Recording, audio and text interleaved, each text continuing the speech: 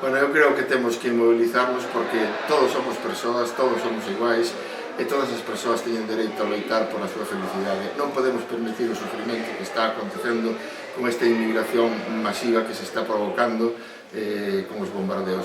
O cinismo de quen di que hai que acoller os refugiados e ao mesmo tempo está destruindo o seu país, bombardeando o seu país é inconmensurable. Temos que sair á rúa.